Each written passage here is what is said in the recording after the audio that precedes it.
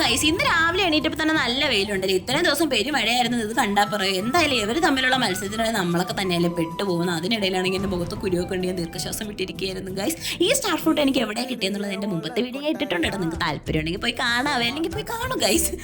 ഇത് അച്ചാറിട്ട് നേരിട്ട് എന്തായാലും ഇന്നത്തെ പരിപാടി എന്ന് പറയുന്നത്, ആദ്യം പാൻ വെച്ചു, എണ്ണ ഒഴിച്ചു കൊടുത്തു, കടുക്, വെളുത്തുള്ളി, കരിവേപ്പില ഇട്ട്, പിന്നെ ആവശ്യത്തിന് മുളക് പൊടി ഇടും. നിങ്ങളുടെ പാകത്തിന് എരിവിനനുസരിച്ചൊക്കെ ഇട്ട് കൊടുക്കാം. ഞാൻ 2 സ്പൂണാണ് ഇട്ടത്.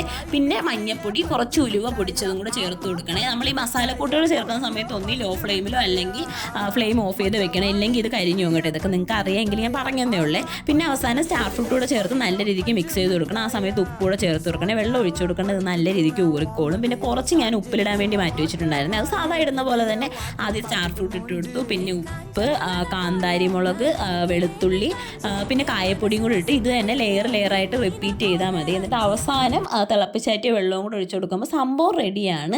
സംഭവം ഇത് ഉണ്ടാക്കുന്ന പാടുവരില്ല ഇവിടെ തീർന്ന് കിട്ടാനായിട്ട്. ഇവിടെ എന്ന് പറയുമ്പോൾ എല്ലാവരും അച്ചാർ ലവേഴ്സാണ് കേട്ടോ. എല്ലാവർക്കും അച്ചാർ വേണം. അതുകൊണ്ട് ഇത് പെട്ടെന്ന് തീർന്ന് കിട്ടുവേ.